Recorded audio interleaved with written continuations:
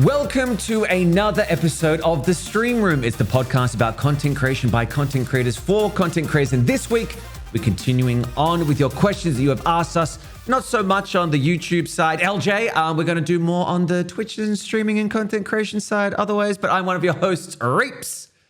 Hello, I am Eljay, and we've definitely had time for me to calm down between recordings. This isn't instantly after ending. I'm not still yelling about YouTube. And I'm Nicktacular. Hello, everybody. Welcome to another week. My goodness, it's been a whole week since, boys. Yeah. Long time no speak.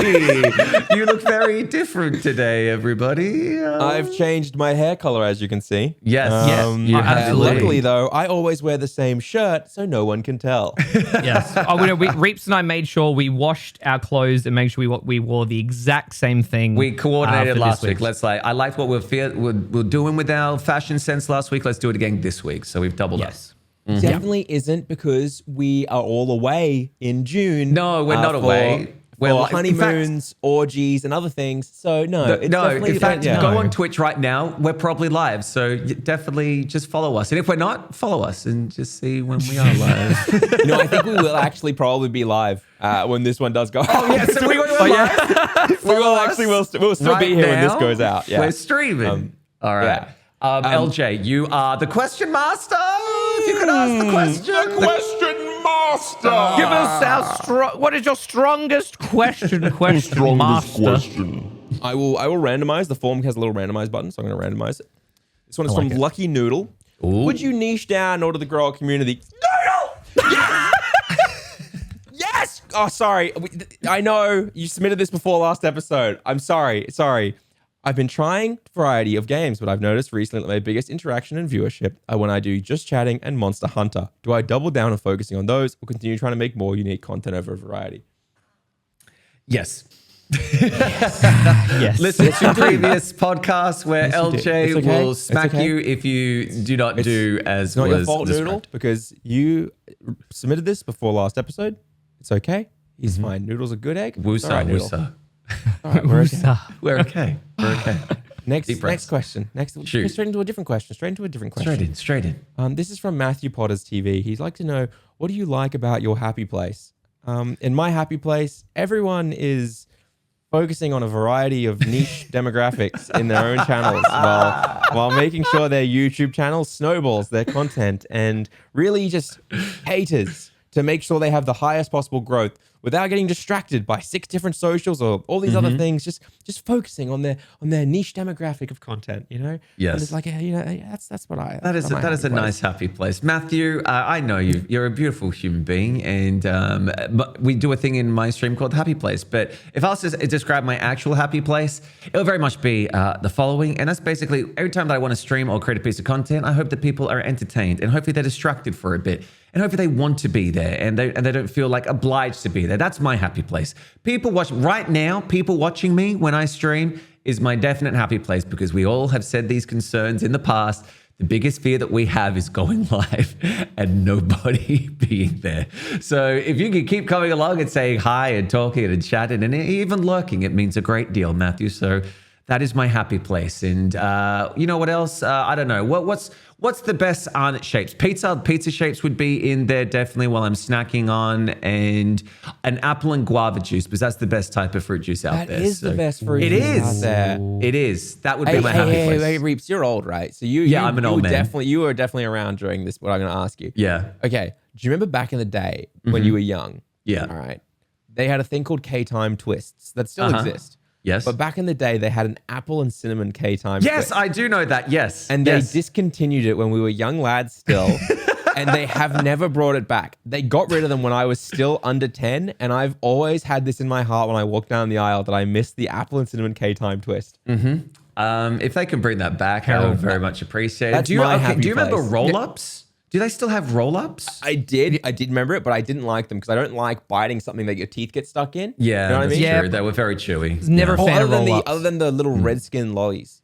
I remember those. They were like, yeah. And they were like, you pulled them off and it was like all red and it was yum and it was like, they were good. And you could melt them a little bit by holding them, and then they wouldn't rip your teeth out. So this is a good question, though. So Matthew said the happy place. What is in your happy place, Nick, in terms of those treats and everything? Well, I was about to say, I still miss the nacho cheese rollers that KFC used to do many years ago. They were I freaking remember amazing. those. I loved them so much. Being able to finish a piece of content and feel good about it, knowing that it did do well and that you enjoyed it and then it went well. So that's definitely great. But honestly, anime, Yu-Gi-Oh!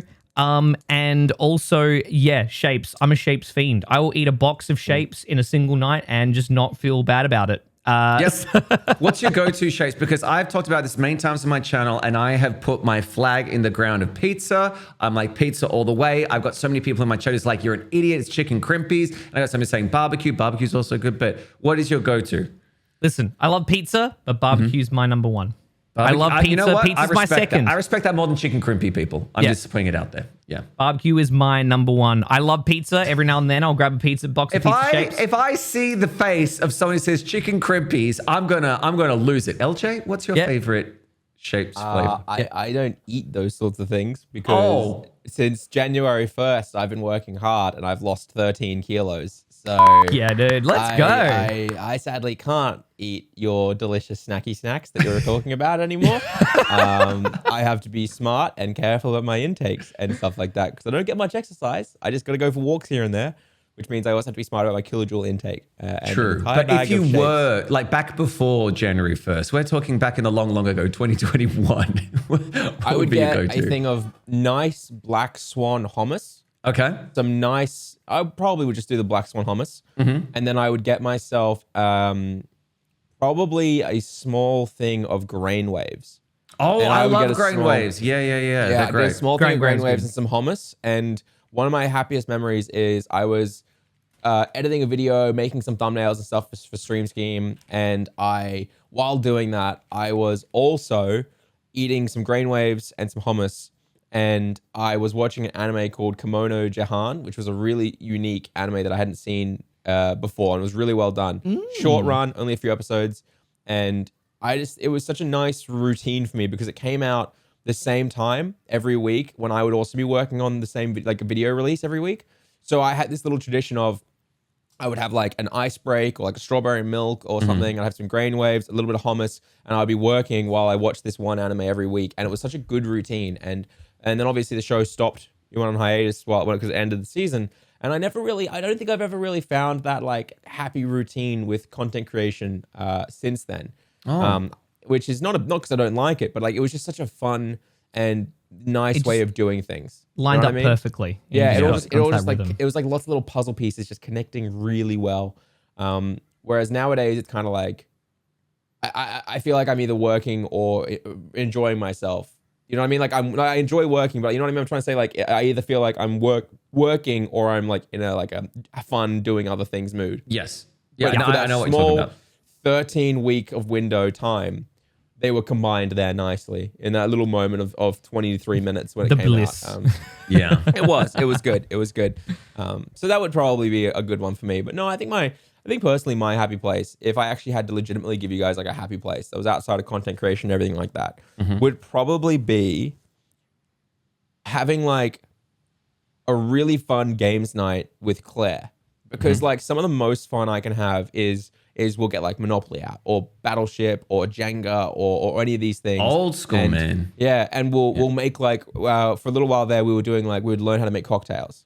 So like we had all these bitters and stuff like that, and like so for like a Saturday night we would get all these like fun little board games out, or Mario Party or Mario Kart, and then we'd try to make a bunch of different cocktails and we taste them and rank them and stuff like that. Like they all tasted pretty badly because we were home making them, right? Yeah. It would be like, making a Sunshine Bliss, and here's how you do it. You need these things.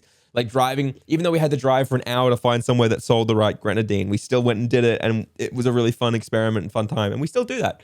And so I think that's probably my actual like happy place is doing those fun little things with my partner, because it's nice. There's no stress. I'm not doing it for content. I'm not thinking about work. It's not like I'm just sitting there absorbing content, because like one of the worst things, I never want to be that guy that just absorbs, I've got nothing to do for work right now. I'm just going to absorb content from the fucking content factory like a pig, like, yeah. Like I want to be experiencing something, you know? And so those were fun moments for me to experience something and share time with someone who's my best friend. That's really nice. That's the same. I should talk about like outside content creation because I just said it, but I love board game nights. I love playing Coup. I love social deduction games. It's the best with friends, and you yell at each other and you're drinking. It's the best time. But obviously, I also love traveling. I love seeing the world. So that to me is a really nice thing, whether it's with your partner or it's by yourself, experiencing new things. That to me is a freedom that I think we take for granted sometimes. It's like, oh yeah, I can do that anytime. I can travel up, but you don't because you're just like, it's wet outside. I'm not going to do stuff. So yeah, traveling is definitely like a big happy place for myself. God, I can't wait to Especially visit other Japan cultures. one day. Yeah. I cannot Well, wait they're doing test tourists for Japan now. Oh, really? You might be able to soon. They're doing test tourists, and they look like they're going to start figuring it out. And hopefully, Virgin start offering airlines again because they're the best airline. Anyone who says otherwise, you're wrong. Call back to an offline conversation. Offline conversation, yeah.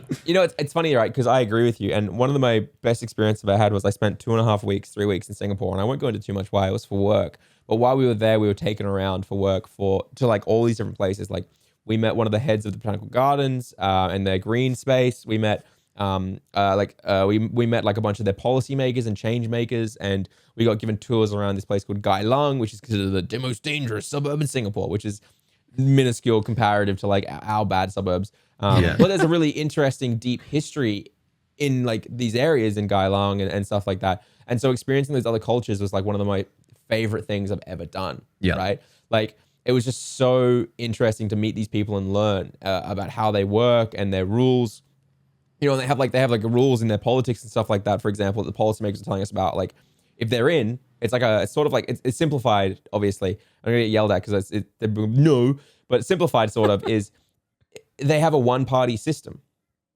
When you're in, and you can make all the changes and do all the stuff. And if people don't like it, they just vote you out at next time. So it's in your best interest to do it. Whereas here in Australia, I really like the Australian governmental system, don't get me wrong.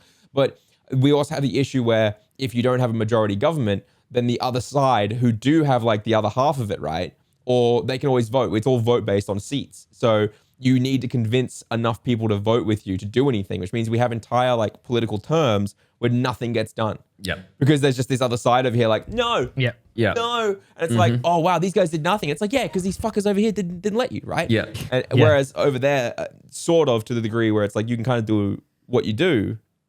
And if you just shit, you get voted out. Yeah. Then they also have like these rules, for example, where they have such a cultural melting pot of different people from Malay to Tamil to Singaporeans to everything, right? And so they have rules where whoever's the leader of the parties or the parties that get in and stuff like that have to be from different cultural backgrounds. You can't have the same cultural background come in for years because then you're not representing large chunks of Singapore.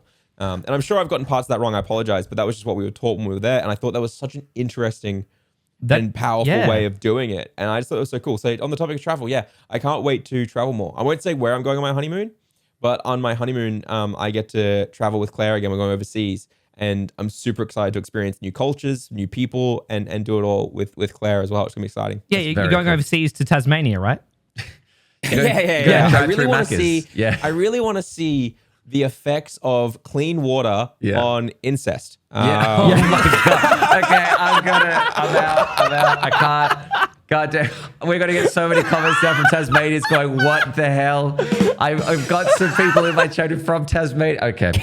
Eljay does not speak on behalf of the rest of the hosts of the stream room, trademark, copyright, all that stuff. It's all right. Every suburb, every state of Australia has their own problems going on. Every single one has their own problems. All right, 100%. You know what I mean? There's even like an Australian comedian that did like some TikToks about it, which is really great. Yeah. I think there's a guy that does when you're from Perth and he's a checkout.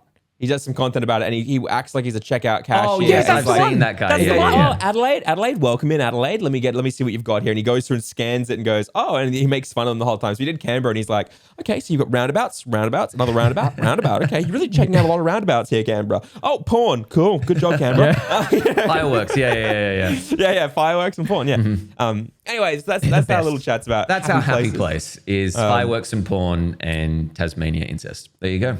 Yeah. And if you're curious, how does this relate to streaming? Well, because we have experiences in life, which means we can constantly talk about anything we want And that's a tip for you there. Boom, circled it back around. Those Sometimes we'll go stories off we topic tell about random stuff. on the stream. Yeah, exactly. Sometimes we'll be off topic, but is it really off topic, or are you learning about how to take life experiences and convert them to content? Boom. Got him. That's it. Got Just him. like that. All right. Next question is from Master. Faison. Next question. A question master says Faison Kiwi has a question. Faison. Faz is a good egg as well. If I is. come across a channel I may be intrigued by, and they're not online, I'll sometimes look at a VOD and get a general vibe for their stream. Maybe I'll hit follow to know when they're live.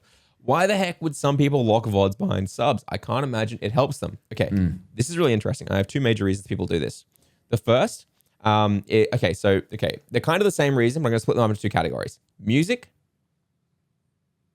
and a bit risky content. And the reason why both of these matter is because there needs to be a certain amount of limitation on the overall amount you're putting out. Because if you go live for music and people like watching you because of a radio station-esque feel, like that they want to do it, if you have all of your VODs available, sometimes people will just listen to the same VODs over and over. They don't need to watch you live, right? And so if someone's listening to a VOD of yours, and it goes for 6 hours, and it's you playing a 6-hour music set, and in those 6 hours that they're watching the VOD, you go live, right? 2 hours into that VOD, you go live, but they don't come watch you because they've got 4 hours of the VOD. Yeah. So they add the sub-only mode because that means that people have to pay to get access to that, and it increases their revenue and also increases their demand.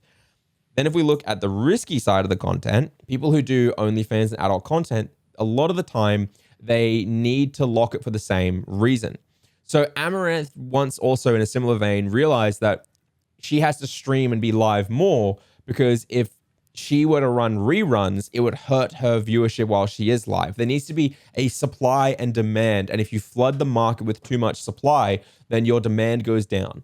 And so that's really important. So a lot of people who do risky content, they want people there for their ASMR or their naughty ASMR, as I'm trying to say, not all ASMR, and stuff like that. And they also want people to pay to see past content and also pay on other platforms, if you know what I'm talking about. I won't say the word because it instantly actually hurts your algorithm if it gets picked up on YouTube.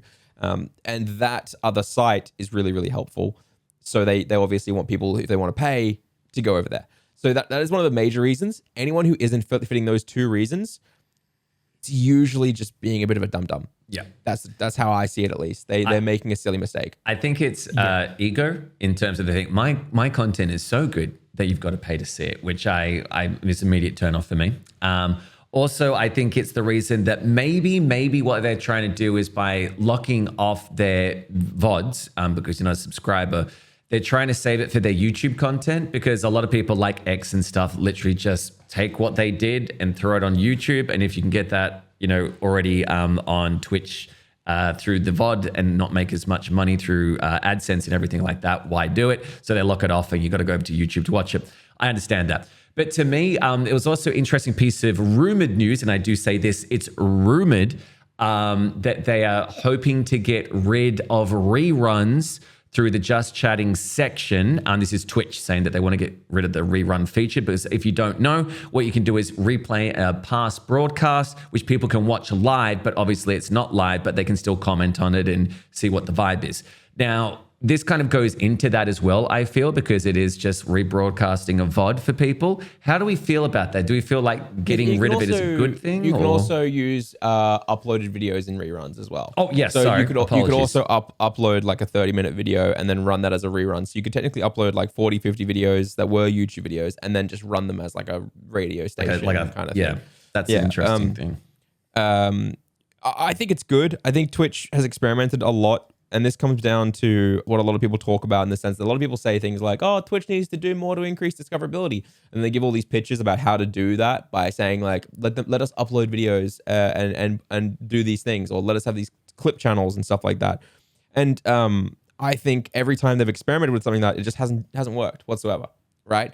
Like reruns to an extent were a small way of that, but also they used to do this thing called Premiere, where you could upload videos and run them as premieres and stuff and other things. And none of it really did anything, because at the end of the day, Twitch is for live content. That's the truth of it. People want live content on Twitch. They don't go there for anything else. They go there to interact with the streamer they like. They very rarely go look for a new streamer. Like I ran a poll on YouTube yesterday, so it's still quite fresh. And I said, who is your favorite streamer? Now, where did you find them? And I gave them 4 options. I said YouTube, I said Twitch, and I said TikTok, and then I said other. Guys, where do you think the majority of the 3.8K votes found their favorite streamer for the first time? YouTube. I actually voted in this poll. Cheater.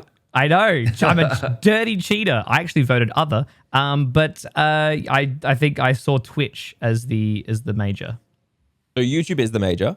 Okay. YouTube is the major by 50%. So 50% is so out of 3.8K votes, YouTube has 50% of them as where they first found their favorite streamer, which I think is really telling, and everyone understands that because when you think about it, at the end of the day, where'd you first see Smallland Boys? You know, where'd you first see? Well, for me, it was Seagull. Ludwig? That's how as I talked about last week podcast, it was through YouTube that made me find Twitch. Yeah. Yeah. So, and then 45% of the people of the 3.8K votes said Twitch. But hear me out. Maybe it's just bad to assume this, but I actually think out of the 45% of people who said Twitch, I actually think a lot of them don't realize they probably saw their favorite streamer on YouTube first and didn't even realize. I think they see a video, they go, that was an okay video. And then a little bit later while they're streaming, someone raids into their favorite streamer and they just happen to see it, right? Not always. You know, there are people like What If Julia, who's an amazing streamer, but you can only find her on Twitch. She's grown through networks, collaboration, and consistent content in a really good time slot. But I thought that was really, really interesting. So, you know, I think removing reruns doesn't really matter at the end of the day. And I think, sadly, every time Twitch tries and experiments with adding more discoverability features, they tend to just get sunset a few years later. Yeah. Because unless it is purely, I said this I've got a video coming out soon, and it's about 3 features Twitch needs to, or 3 problems Twitch needs to solve in order to survive. And one of the major issues I think they're going to have is the fact that they can't really do anything to increase discoverability apart from giving streamers the tools to help others be discovered. You know, better raids, roll squad streaming out to affiliates. You know what I mean? Like increase all these things that help streamers work with other streamers. Fix auto host. You know, if I decide that I don't want to raid, make it so I can set 6 or 7 people, and if any of those 6 or 7 people are online, then my my auto host triggers, and anyone who's still there gets to see them instead. You know what I mean? Yeah. I really think that, sadly, everyone's like, Twitch needs to fix discoverability. I'm like, and at the end of the day, it's just like, well, they've tried. They've tried giving you the ability to upload videos. They've tried, you know, making clips appear on the bottom of the front page. You know, they've tried changing up the follower list. So now, rather than having the highest possible person up there, they instead show you at the top of they show at the top of the follower list now, or they did for a little while, and people got angry. The person they thought you would most enjoy because you watch them the most, or you watch content like them. And everyone was like, I just want to see the person who has the most views on my follower list. And it's like, okay, well, fuck, you know? And then they started doing it so that the default, if you went to a category or the homepage, it would say people we recommend for you rather than highest to lowest. And then people were like, why would I want default to be people that are recommended for me? Make the default highest to lowest. And it's like, okay, so on one hand, everyone's telling people, Twitch, you need to do more for discoverability. And then the moment they roll something out, it gets sunset within months because small streamers and users of Twitch lose their fucking mind. They're like, I don't want to see a bunch of, I don't want to see a bunch of it's 15 to 100 viewer Andys at the top of the category. I want to see the people who are there with the most viewers, because people in their head determine high viewer means better content, which is fair. It's fine to assume that. But then they get upset, right? And so people are sunsetting reruns. And I think a lot of features will always be sunset at the end of the day. I think they'll slowly remove shit because, sadly, Twitch users are there for one reason only, to interact with live content with the streamers they enjoy. And if you're able to understand how that platform works and grow on it, like What If Julia did, you know, like you guys did with your channels, or what other people have done like Shalaluya and Walkerman, who didn't do this with YouTube or TikToks, then you win. But if you're going to sit there and just constantly complain about discoverability, well, at the end of the day, they release features and people complain. Don't blame Twitch, blame the audience and the community who refuse to use things a certain way. Stop complaining. And if you know there's a problem, go make content somewhere else. You know what I mean? I never understood why they locked squad streaming to partners only, but also not like a partner not being able to invite someone who isn't partnered into a squad stream. Like it just seemed weirdly limiting. I think it's purely just comes down to they need to give partners more benefits, because at the end of the day, affiliate and partner, there really isn't a difference for the majority of people. Like that's just the fact of it. There is no difference between a partner and affiliate at the end of the day for the majority of people. Like there's some, obviously, yes, like more emotes and, the partner Discord and stuff like that. But it's not much. There's not, we've talked about this a lot and there's not much. But yeah, I don't know. I think there's a lot of tools out there on Twitch that are just going to be removed over time. And people are going to be like, why do they keep removing features? And it's like, because no one uses them. No one uses them. Yeah. The friends list is another one. They added the friends list and people didn't use it, so they got rid of it. Yep. The friends list was actually being used more to harass people by sending spammy friend requests every single day. And you can't really block that in any way. You just get spammed. Or for example, the whispers as well is another issue. But people are upset now because they're like, oh, great. So I have to go and follow every single person I want to be able to whisper on Twitch and every single person who I want to be able to whisper me. It's like, oh no, you don't have to. You just fucking add them on Discord if you're that worried about it, other right? avenues. Yeah. It's like when Twitch wanted to try and buy CurseForge, and then they implemented the friends feature because they wanted to make Twitch more of like a social platform. But it's like, okay, you had a friends list, but there was nothing to facilitate that actually being beneficial in any regards. It was just, I remember when it came out, I was just like, this is pointless. This is absolutely pointless. And so, and some people would get shitty. Yeah, well, they would get shitty like, oh, how come you didn't accept my friend request on Twitch? And I'm just like, because it's useless. It doesn't mean anything. I feel pressured into accepting people's friend requests sometimes because they'll like raid me with a big raid and I'll be like, it's really nice of them, blah, blah, blah. And they'll like, stay in touch. They send me a friend request. And I'm like, okay, I feel like I have to accept this because they've done me nice to me. But like, I'm never going to use it. Like if you follow me and I follow you, then we'll probably be able to message. But also if we want to stay in touch, I've probably added you on Discord. Yeah. You know what I mean? Like, I'm not going to use, the only time I use Twitch whispers is so I can whisper people who follow me when they win like a giveaway or something. Yeah. That's literally it. Like I'll just pull them all up and I'll send it to them on the whispers. And because they all follow me, there's no issue there. Yeah. I don't know. We got a little off topic as we love to do, but at the same time, I just think that to answer your question, Faz, that's why people use the sub one. It's either silliness or supply and demand limiting, which I think is, that's fine for whatever you're doing. And yeah, on the rerun side of things, it's just... Yeah. Or some people just trying to bait more subs just because they want more subs. There's also just that. Well, you can obviously, I think, and correct me if I'm wrong, if you highlight a stream, it falls under sub only watching, right? If you highlight the stream, I'm pretty sure it falls under that. Like there are some maybe I'll have to check this properly. I'll need to remember, but maybe if you're highlighting like live podcasts and saving them as like full highlights on your stream, you do want to lock it behind subs because then people have to pay to watch it. Yeah. And if that's the case, then that's just how it works. Yeah. It is what it is. But I think we can take away the fact that it doesn't really benefit you if you don't have those avenues to lock something behind. I would obviously say, as you said, Faison, there's nothing more annoying than going to somebody's stream who you don't know about and having no content because they're not live and be like, I don't know what the benefit is of following this person, because chances are if they're locking stuff behind a sub wall, what else are they trying to get from me if it's not just me being entertained by them? But that's just me. All right. Yeah, next question. I think that's pretty fair. This is a submission. Question for the questions is, what would be your number one tip for turning a viewer into a chatter or trying to create a more active Twitch chat? Woo, that is a great question. Holy moly. The thing that immediately pops to my head is I'm not sure that I'd want to convert them if they don't feel comfortable chatting. Because again, we've talked about this in the past of like, sometimes people are there just to lurk and chill out.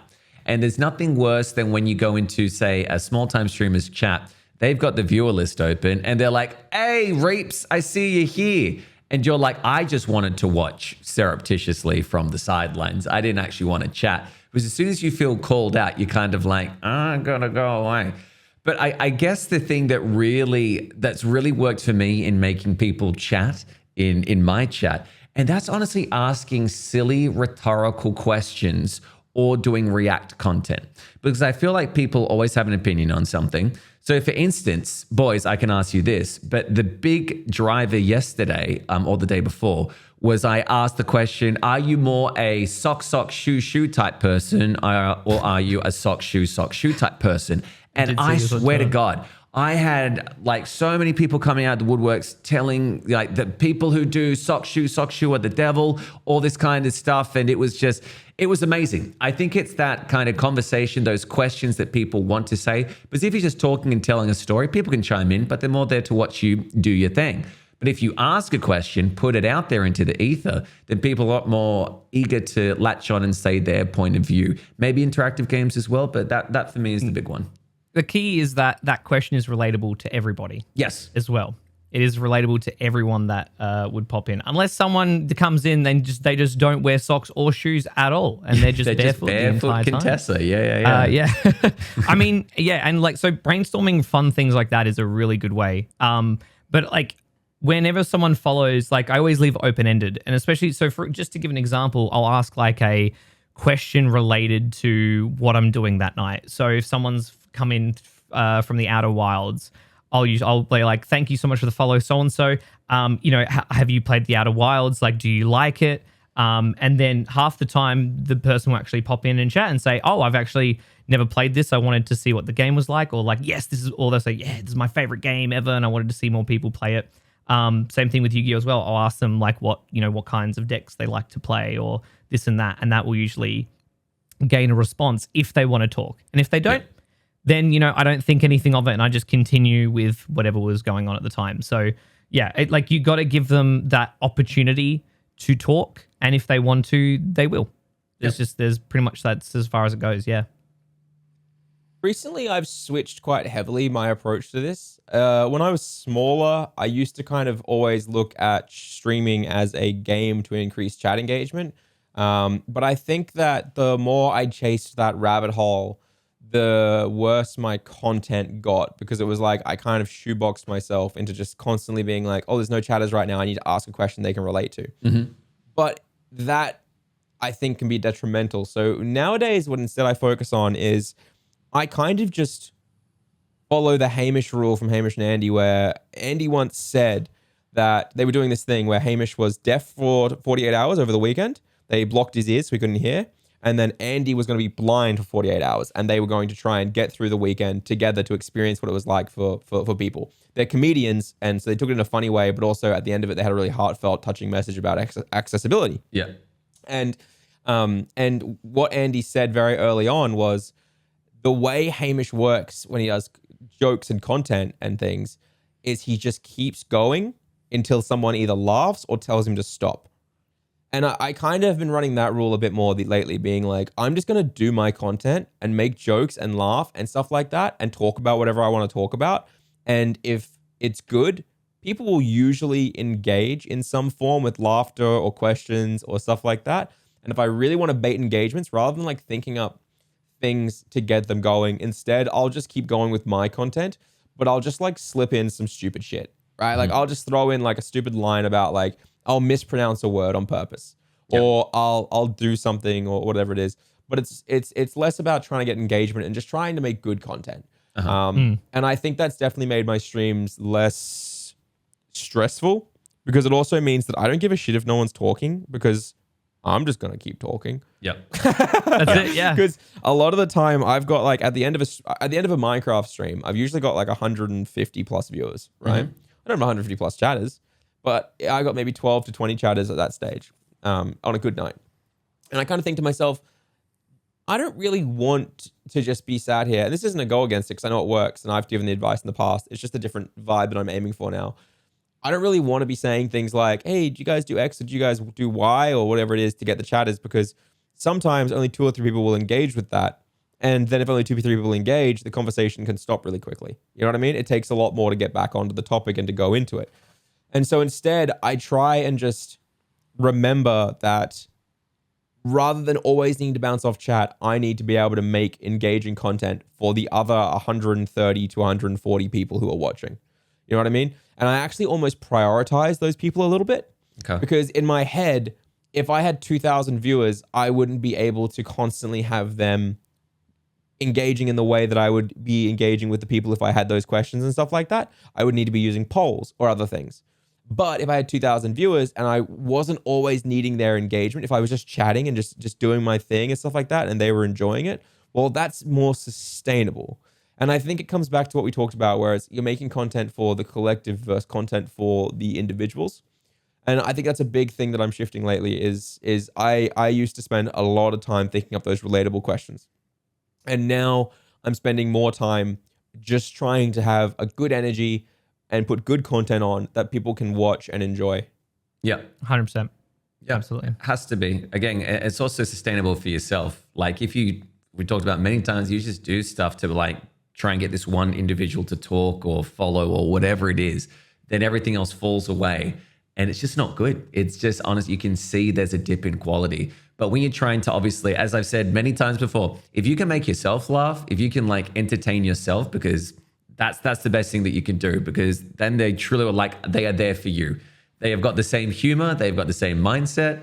But again, if you're trying to play a character that's like, okay, I know that the majority of people out there like Minecraft, so I'm just going to do like these Minecraft challenges, even though I don't really like them, then that's the problem right there, is that you're trying to make it to this particular demographic that you yourself don't even enjoy playing. So I completely agree with you, Eljay. It's about putting it out there and hopefully they attach onto it, that they want to talk.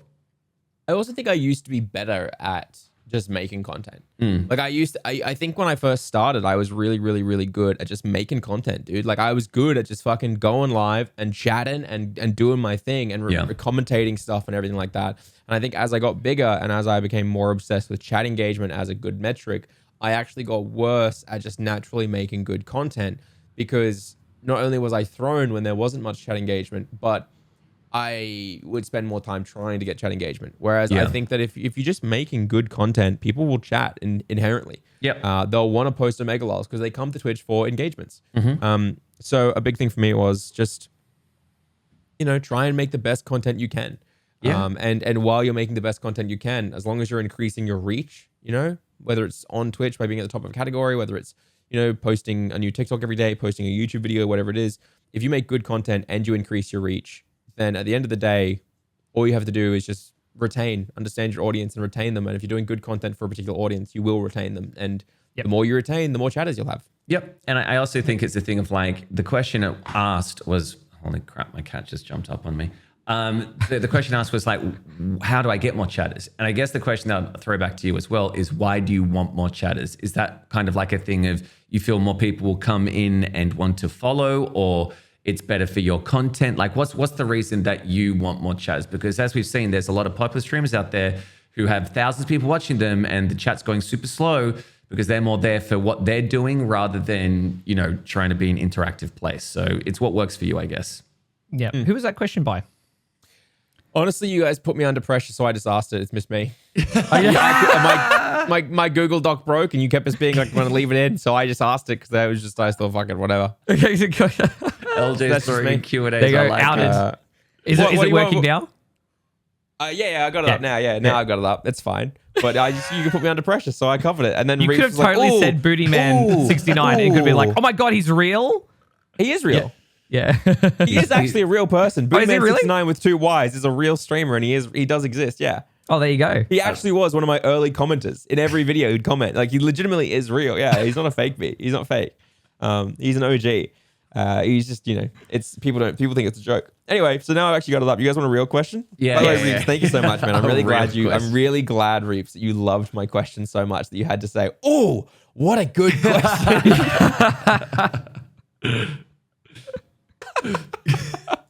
What is this? I think the smirch. This is from Jennifer. Jennifer wants to know, do you have any pre-stream or post-stream rituals to help get you pumped up for stream or wind down afterwards? Jennifer, thank you so much for asking. Yep, I have a wank before, after, and during sometimes if I can, if the break is fast enough. And you know what? You just got to do what you can to get by and get yours. And that's what I do. It just clears the mind. Like, it just completely just clears your mind, Just...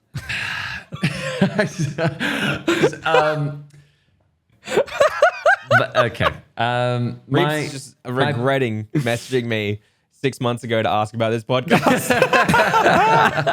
I don't really have a pre-stream ritual, but I was watching a Mizkif video a few weeks back, and it's weird. I'm not sure if this is him like being full on, like Mizkif and trolling or something.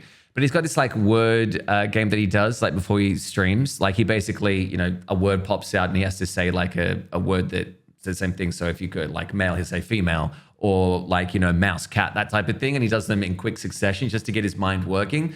I don't do anything like that. Honestly, I wake up, I have a shower, I eat some food, and then I'm like, I got to stream right now. Afterwards, my big thing is I try and put out a piece of meat, like a clip, social media, whether it's on TikTok or whether it's on YouTube Shorts, just something to put out there. Like, okay, I've done a stream, I put something out there for Evergreen, and then I try and go for a long walk. That's the thing, to clear my mind of thinking about streaming and content creation and wind down and listen to a podcast or listen to music. Something that puts me out of the zone of like, I'm in work mode. And then I come back and then I either have to do more work or have dinner. But I do need that rest between just going straight into something else after stream because my mind is too frazzled. I'm not sure if it's the same with you boys, but I'm just like, I just need to get out for a bit. I need to have that break from staring at a computer monitor. But that's mine. No. Yeah. Considering I finish stream at about 1 a.m., I always have to wind down. I have to wind down. So I'll pull up YouTube. Yes. YouTube. Yeah. YouTube. Yeah. Have to wind down before I hop into bed because my brain is still like over the top. But most often than not, I'll get distracted. Then I'll stay up for an extra 2 hours. But that's besides the point. Always need to wind down with something, and then I'll head off to bed. But before, I don't really do any pre-stream rituals. Sometimes, you know, like I'll be extra prepared, and I'll just be ready to go like 10 minutes from left to go live, or sometimes I run a few minutes late. So yeah. I always start streaming at the exact same time, like literally always. If unless it's like an event or something like that, I'll always be live at like 7:12, 7:13. And for the longest time, I actually used to listen to You Say Run, which is one of the My Hero Academia anime's songs, because it is just like there's this meme of You Say Run goes with anything because it is so hype. Like you can put it literally to any kind of action scene or any kind of scene where like something hype is happening and it will fit. Like it'll fit perfectly and and make it look epic.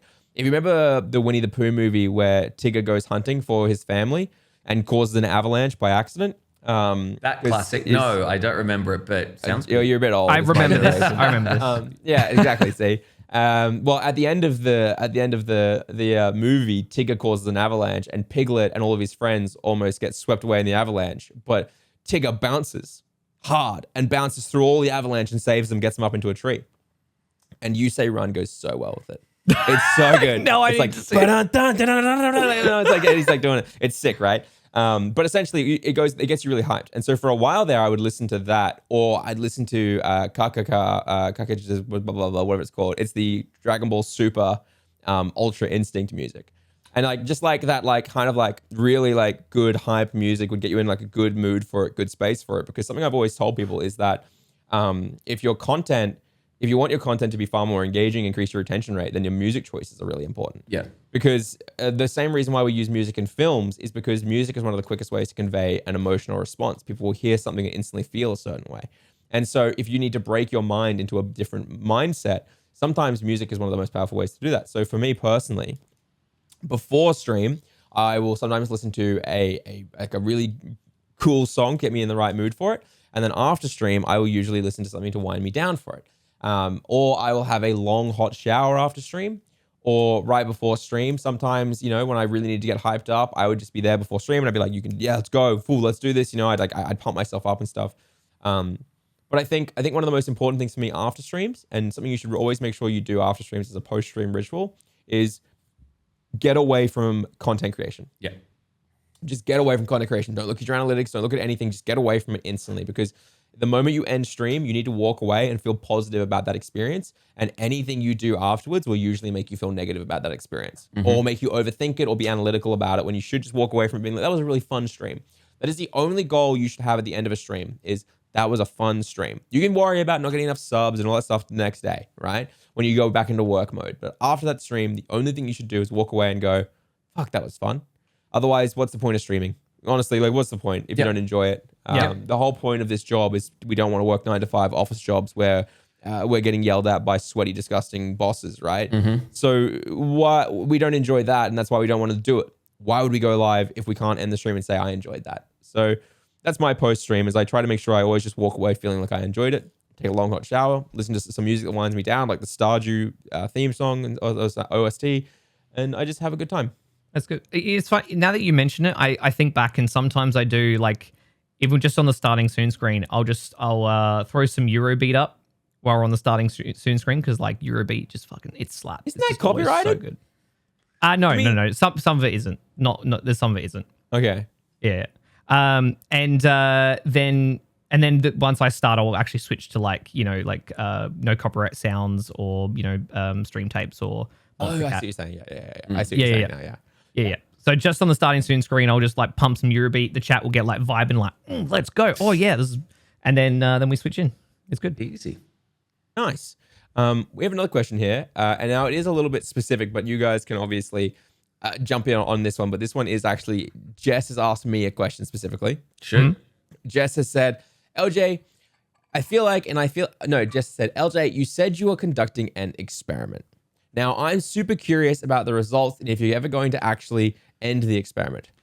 Has it just become a uniform now? I don't think I'd recognize you in other clothes anymore. If this is not a podcast topic, where will you share the stats for this Doug Funny-esque experiment? Don't act like you don't have a spreadsheet about it. I need to know. Now, if anyone's curious, I got really angry one day because I was talking to a streamer of the fairer sex, a female streamer, and she said to me that she wore the same outfit 2 streams in a week. Not right back to back. It was one stream at the start of the week and then one stream at the end. She had like 5 streams between them. And people were pointing out she wore the same clothes twice. And that's something I've never had happen to me ever. And I wear the same shit constantly, right? And it reminded me of something that happened here in Australia. We had 2 early morning presenters on a morning show, a man and a woman. Not only was the woman being paid far less than the man, but also she was never allowed to wear the same outfit twice without news articles coming out about her doing that. So what he did was, not only did he, I believe, help try and get her equal and fair pay, might have double checked that one, but he also wore the exact same suit every single day for an entire year. And not one news article brought up the fact that he was wearing the exact same suit every single day in the entire year. And that sparked something in me. So I went to Kmart and I bought 8 of these shirts. And since February, I've been making all of my content wearing one of these shirts. You can go look at like stream scheme videos and stuff like that. I think early on I may have missed a few stream scheme ones, but you can see in the podcast as well. We did record a bunch of podcasts early, so maybe a few of the early ones don't. But streams were pretty much all in this. And I didn't have a single person mention anything to me at all until maybe 2 weeks ago, where someone said, Eljay, I always get really nervous about what I should wear. Do you have any tips about what I should wear? And someone said, oh, hold on.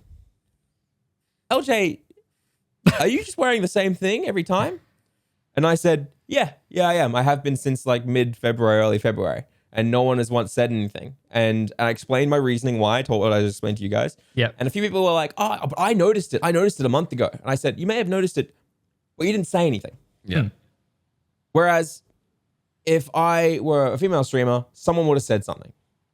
And I wanted to see how different it was. And it really kind of, the whole experiment didn't really help. It just kind of frustrated me because it just kind of showed that, and a lot of people will hate to hear this, but if you don't like hearing this, then you probably aren't the person I want in my community anyway. It really showed that I do have a lot of privilege, right? I have a lot of privilege because I can go live and and I can wear the same thing without worrying about it. I can, you know what? I can bend over like this without my shirt won't show my cleavage. You know, I can like bend to pick something up. I can get out of my chair to go get something off my desk and people won't clip it. You know what I mean? Like people won't like there are entire subreddits devoted to female streamers, specific female streamers or streamers from certain groups where all it is them clipping the streamer getting like normal humans wearing jeans, wearing clothes, stuff like that, just gamers, right? And they just clip them standing up out of their chair to go get a controller, or they clip them when they reach over to pick something up, or having to fix their camera or doing something like that. Actual groups dedicated to this. Dedicated So to it. weird, And Reddit won't do anything to help these people. Reddit won't do a single thing to help these people doing it. Like the Yogscast are an amazing group, network that's been around for years. There are entire subreddits devoted to just aggressively trying to clip anything they can do about the females in that, downloading it, and then uploading it to the subreddit. right? Finding photos of them, photoshopping their faces to people, doing things like terrible positions and stuff like that, like photoshopping it all, like doing terrible fucked up shit. And the Yogscast network have tried to contact Reddit admins about it. They've tried to contact the Reddit mods of the subreddit to ask about it. These are people who are fans of the Yogscast. So you'd think if the head of the Yogscast reaches out and says, please stop doing this to these women, it's making it impossible for them to go live and make content. They are just normal human beings trying to make people laugh. You'd think they'd stop, but they didn't. They say, fuck you, go fuck yourself, we're going to keep going.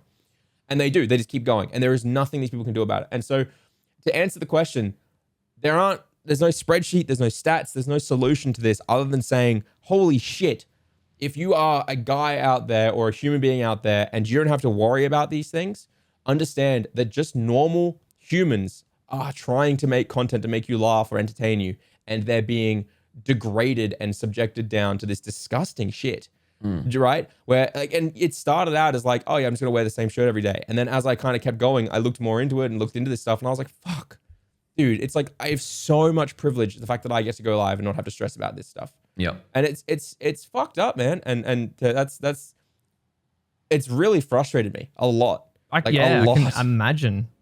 Just like something's just it's so dumb. Like it shouldn't matter. Someone wears the same clothes on a stream. Why the fuck does it matter? But like also it's like aggressively having to choose every single piece of clothing you wear in order to avoid being degraded down or sexualized. You know what I mean? Like it's just like it's just messed up. It's just so fucking messed up. And it sucks because I barely have people talk about my appearance. You know what I mean? Barely. But it's like the first thing people go for when they see content creators who are women. And it's like, man, it just frustrates me. So I don't know. That question was about the shirt, but it evolved into that's how I've landed on my experiment. And if you want to learn something from it, take it as, support the people who don't have as much privilege as you, really, if you can. It's extra stress that they shouldn't have to worry about. That they have to worry about. Oh, is this top gonna reveal too much if I lean over or whatever? Like I can only imagine how much stress each time. It sucks. Do I have to go to a Be Right Back screen and lose viewership because I went to a Be Right Back screen just to go pick up something off a shelf? Yeah.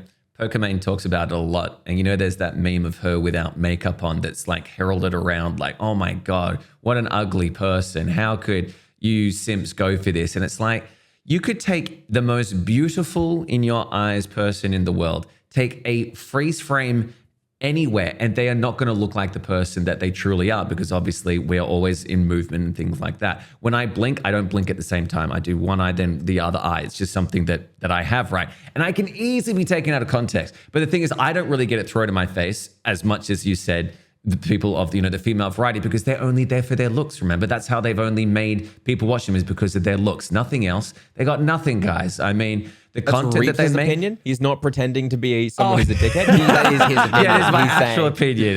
No, but we talked about how hard Amaranth works. We talk about how hard Pokimane works. We talk about how they're like these business people. And the thing is, when they are business people, it's not just wow, they're business minded. They are known as ruthless business women. Like, it's a lesser thing because they're doing business. Oh, they're just ruthless.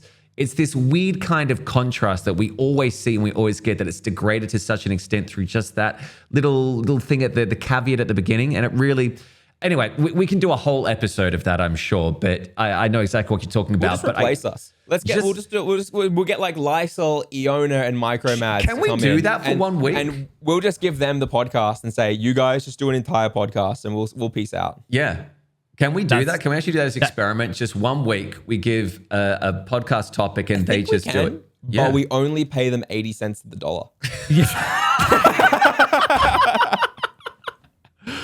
Well, that was a quick experiment. Shit. And the hard part about that is like it's because we've prefaced it with all of that. At the end of the day, it's like obviously it's a joke, but again, I'm very aware of the privilege I have to be able to make jokes like that. Yes, and I think that people are aware of where my stance is on those things, and I find it very real. But I do wonder whether or not even making a joke like that is inappropriate. I think I don't know. I don't think I'm allowed to really have the opinion of whether or not I think that's appropriate or not at the end of the day. Because while I do what I can to create an environment in my community and share knowledge and shout out and champion female voices, for example, on this podcast, when we wanted to talk about some of the female stuff, we specifically were like, let's go and talk to female streamers. We don't want to, like, someone asked a question, right? This is actually how we first got our guests on. Someone asked a question and we were like, we shouldn't answer that. We don't have the right? And we went and actually, like, we found people to come on and talk about it instead because we think that's a better way of doing it. So I don't know. I think it's fine though. Essentially, the big takeaway here is that I think a lot of us have unrealized privilege that we should try and use to lift up those who don't get all of the same rights we do. Definitely. That's just a big thing. Yep. Yeah. I agree. We all agree. Question master. Is there another question? Yes, there is another question. Fashion. Yes, there is another question. It's from Two Righty. Two Righty says, a very big comment, but I'm going to go down to the question. Righty, thank you so much for the big comment. I do appreciate it. I read through the whole thing, but I'm just going to summarize to the question for the boys. A question. I am currently trying to switch from maining a specific game that has a younger-ish audience to now more variety and challenge type streams. Although this is a big content switch, it is making me a lot happier, and I believe I am producing better content. My problem is, how do I make the transition with my current audience across to my new content? I've already taken a loss, which is expected, but is there any advice you guys could offer? Thanks again. Now, I feel like last episode I went on a big rant about variety and transitioning. You know what I'm going to do real quick? You guys can take this one for a second. I'm going to take a breather for a moment, use the loo, and also I got to give my wife my house keys because she forgot hers. Be right back. Of course. Okay. Now that LJ's away, and he definitely can't hear, he can because he puts his headphones up to such a degree. Just super loud. Here's the thing. Yeah, exactly. Here's the thing. And don't mind this if you disagree and everything, that's fine. But you are going to take a loss. The thing is, people came into your channel for a specific thing. If you completely do a 180 on that specific thing that you're doing, then chances are a majority of them aren't going to stay. Is that a bad thing? No, you can rebuild. You can't, I don't think you can say to a person, all you can do, I should say, is go, this is where I'm going to do this challenge. I'm going to play this game.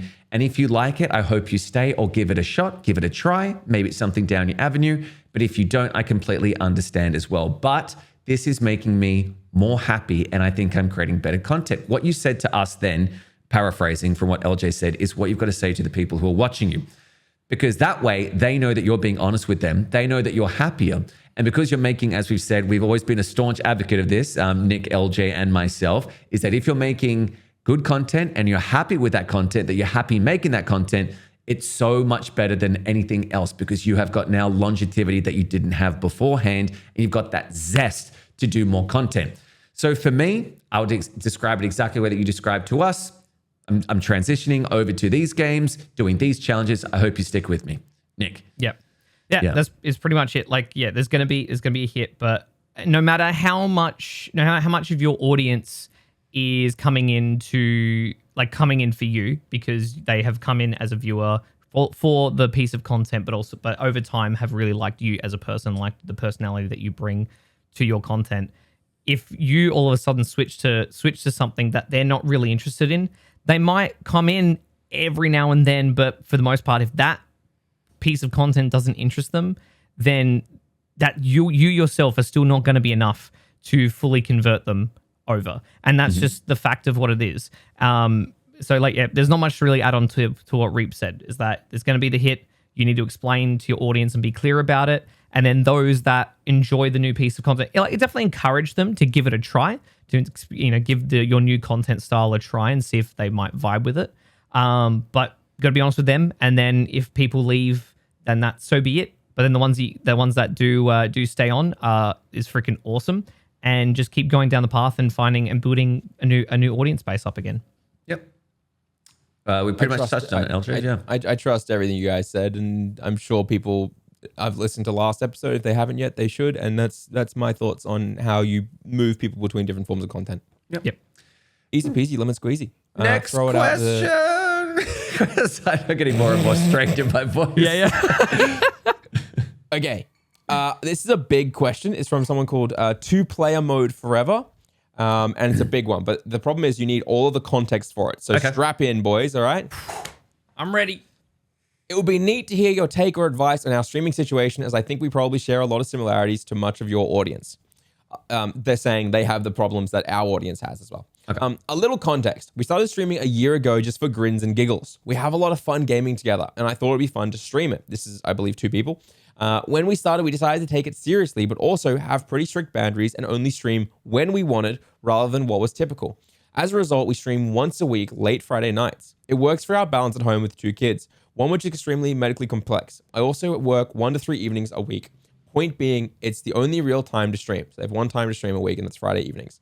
We love it. We have 5 to 10 viewers, and our regulars are awesome. Instead of streaming a second time in a week, we spend our extra time, put it in brackets, planning content for our stream and editing videos for our TikTok. We currently are building a bunch for a big push. So they're essentially making a lot of TikToks to release. We are very happy with the schedule and can't give more time. But what advice would you give to us that would take us a step forward? Only streaming once a week for 2 to 4 hours. What is the most we should be expecting when it comes to viewers? We would like to push ourselves, but balance that with being content and realistic expectations. Here's my thing on this. Content and realistic expectations are entirely down to you guys to play. Thank you for the comment, by the way. Here's what I want you to answer for yourself. What is your success deemed by? Is your success being deemed by having a lot of viewers or loving what you do and having fun with it as a nice break away from your life? Okay. You know, if you are currently streaming once a week and you're happy at 20 viewers and you're having a lot of fun with it, does much else need to change? Is this your job or is this your hobby? Figure that stuff out. And the second thing I'd say is stop batching your TikToks. Okay. If you've got a few built out already, start releasing 1 a day, because if you batch out 30 or 40 and you release 1 a day, you may have all 30 and 40 fail. Whereas if you release 10, you have those fail and you learn from them, and then you release more that do work. So easy on the batching. I think batching can help, but the same reason why I say release 1 video a week, you learn from it and you'll be able to improve the next one. So that's a really, really important thing to remember. And then finally, when it comes to the push for yourselves, if your success does come down to you wanting to do this full time, then I would say your big thing would be to trying to monetize outside of a stream, because a stream you can only monetize while you're live. Okay. Whereas if you did a Patreon, you'd be able to monetize that while you're offline. Obviously, YouTube, I've talked about it 1,000 times. Obviously, TikTok has some degree of monetization, but it's not great. So if you're going to focus on TikTok, then maybe try and monetize a Patreon. I think your entire question, for me at least, really comes down to figuring out what your goal of it is. Realistically, if you can only stream once a week, then TikTok will likely not be great for pushing you forward. It'll be good for engaging your audience, maybe getting a few new viewers, few new chatters. But in terms of pushing you forward and giving you more free time, pushing you forward and giving you more energy, pushing you forward in growing your stream, you maybe need to focus on something a bit more evergreen, a bit more long-term, such as YouTube or podcasting or something like that. That is not to say that you won't see success. It's just that depending on where your goals are, there are different things that work better. Just my thoughts, though. Yeah. Great. A lot of it, you like, of course, you always hit the nail on the head, but it's good that, like, yeah, definitely get those TikToks out. Like, don't keep batching them up. Just get them out. Make enough for the week and then just get them out. On top of that, like, as we've talked about before, the beauty of, you know, the evergreen content is you can spend the different patches of time you have. Sorry. You can spend the different patches that you have throughout the week that you can work on content creation, and you can use that to make something like a YouTube video, TikToks, or, you know, other types of content, and which will be evergreen, right? You can have your stream once a week, and if that's the only time that you guys can stream, then keep it that way, and then just work on, expand outwards. Like, if you guys have an idea for what you'd like to do YouTube content wise, maybe explore that. And since there's 2 of you, you can definitely divide the workload, which is awesome. So that's the biggest thing is, yeah. But overall, you have to figure out what is your long-term goals for what you want to do. As Eljay said, are you just doing it as a hobby, just have a bit of fun, or do you guys actually want to take it further and see how far you can go? That's going to be the major point of discussion. I think you writing into this Q&A obviously shows that you see a future with content creation, because I don't think you would be listening to the podcast or know about the podcast if you weren't actively seeking out how to better get more people in, or interactivity, things like that. So firstly, thank you so much. I completely understand that you have, quite a lot on your plate at the moment. And the good thing is that you are kind of setting your limitations, because I think the worst thing that you can do is go for the Hail Marys on these things and just leave everything by the wayside. The fact that you're having fun and know that you can only do a stream a week is a fantastic thing. I guess what you can do also is look to the future, because I'm going to take this from the perspective that you want to make this into a possibility of an income earner, whether that's obviously a side little thing or you want to make it into a major income earner. That's up to you. But look into the future. Is there a time that you're like, oh, we can both take a vacation for these 2 weeks, and maybe instead of going someplace, we may want to go, okay, let's try doing 2 or 3 times a week. We'll do a big week of it, of going to streaming, and we'll make a YouTube video on this day. Because then I think you get a really nice kind of balance of, is this right for us?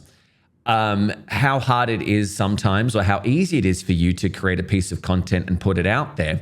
And then lastly, go, is this where we see ourselves in the future, or is this better as a hobby in the long run? Because I know that when you get those rose-colored glasses on, you try something for the first time and you start to get that come up, or you start to go, like, say, overseas, and it's like, this place is amazing. But if you live there, it's a completely different story. Is content creation the best thing for you? And I think it's great that you set yourself those 4 hours for the week. But obviously, if you want to make it into a career, you have to do more, or you have to go to other avenues, as was described as well by the fellas. But I think the big thing that you're doing right now, the fact that you're making content and also mapping out the content you're making, can easily be made into a series as well, because you can set those goals, see if you reach those goals, and show those failures and successes through TikTok, through YouTube. Now, we're not saying it's right for everybody to do streams just for other avenues, but I think in your situation, it could be a big benefit. So I would go maybe see if you can do like a story arc to it. We're playing Halo Legendary together, and we have to beat it with only dying like 3 times each, or something like that. Because that is clickable content that people want to see. And then once they get to know you and your, hopefully, personalities, then they'll keep coming back for more. But hats off to you. That is awesome to hear that you're juggling everything and still finding time to game together and stream. That's really, really cool. It's awesome, isn't it? Yeah, that's sick. We've probably got time for one more question, I would say. Yeah. And this, sorry, I closed it by accident. There we go. I've got it again. This question's interesting because I guess we get this a lot. And it is on variety again. Legitimately, like, this is like our actual last question that we haven't already covered, and it feels like we have kind of already covered it. But it's essentially asking, hey, my YouTube channel is very different to my Twitch stream. Is that a problem? My content is different. Is that a problem? Oh, okay. And here's my take on this. You can see on my stream, if I went live during the day and did Q&As, I will usually get 200 to 250 average viewers. Or at least I was when I was testing daytime streams and I was testing stream advice on stream. And you can see that. Harris does stream advice, he gets more viewers than if he were to play Apex. Nutty does stream advice, he gets more viewers than if he were to play Apex, right? These are the content creators in my space. And when I play games, I'll always have less viewers than if I do stream advice. To answer your question, is it a problem? No. Is it optimized? No. It's also not optimized. If you make different types of content on different platforms, you will have less conversion rate. The same way if you make 2 different types of video on one platform, you'll have less conversion rate. That's normal.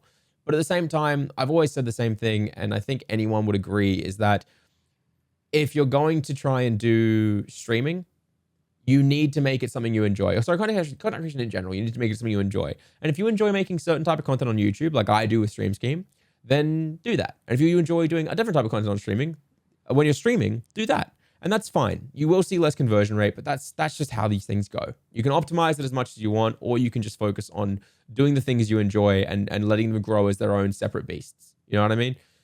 So that's my take on that from someone who's dealing with that in a much more extreme. Like he said, he's doing just 2 different types of gaming content, right? But what I do is very different, you know? And it just, depending on how different it is, depends on how split your demographic will be in terms of growth. So decide how optimized you would like to be and go from there. Yeah. I think you obviously said what needs to be said about it. I guess it's like if you watch a Mr. Beast video and it's all about philanthropy and crazy giveaways and stuff like that. And then his live stream is him just playing Minecraft. It's a completely different transition to what you were expecting from a stream to his video. Now, does that mean you'll stop watching his stream? That's up to you. That's really up to you. But hopefully you're there to see, Jimmy doing his thing. But when it comes to hopefully trying to do, as you said, that optimization, that efficiency, then people may not stick around as much because they're expecting something completely different, and that's completely fine. I guess the big thing is your stream feeding into the YouTube? Is your YouTube feeding into the stream? Or are you doing completely different pieces of content on each? Because if so, if you're doing completely different pieces of content, I think that's great. I think diversifying is great. And obviously having those different avenues, because one may be more successful than the other, that you can carry over if you wanted to the other content. But honestly, Eljay pretty much said it. Optimization doesn't make you happy. Those are the questions you need to be asking yourself. And as long as you are getting those views, then is it so bad? Like, do you have to change? Do you feel like you need to? You're asking it because, are you saying that you could do it better?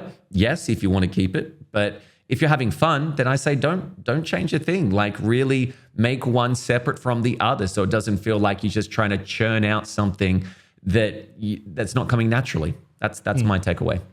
Yeah, okay, sure, it might be against the norm or what is, like the most optimal, as we've said, but if it works for you and you're enjoying the two avenues, then that's really what should matter.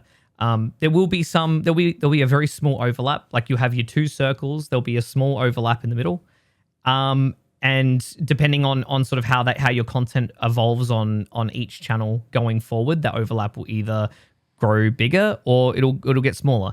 But there's always going to be that portion of people that will enjoy both, because your YouTube content, which I'm assuming is not like taken from streams and repackaged or anything like that. So I think about if both are growing, like if both are going in a good direction, then keep with it. Just keep doing what you want to do and enjoying what you want to enjoy. But if you really want to make the most and do the best you can, then you might have to think about which one of them that you're going to have to make a slight shift to be more in line with the other. Yeah, definitely.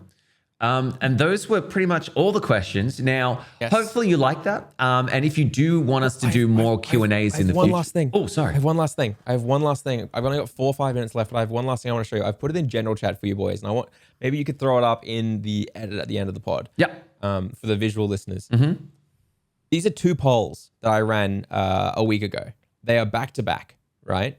Wow. The first poll was, is being a streamer your dream job? It got 7,500 votes, with 67% of people saying yes, 33% of people saying no, okay? Most of the people who said no were actually replying in the comments saying content creation is their dream job. Yeah. Okay? But I said being a streamer a dream job. And then literally the next day or next 2 days, I ran the next poll, which got 7,000 votes on it. Have you ever received a Twitch payout, aka $100 or more, from streaming? Yet.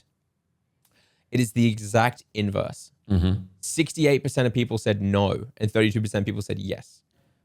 So the numbers of people who voted are very, very close, and the percentage breakdown is exactly opposite. So that means that was like literally 67% of people said dream job, but those exact same people said, I've never earned money from this. Wow. Do you guys think it blew me away? It's crazy. Because most of the people who started this during the pandemic have actually quit now. Like, they've moved on because they're back at work, right? Yeah. They're no longer stuck at home.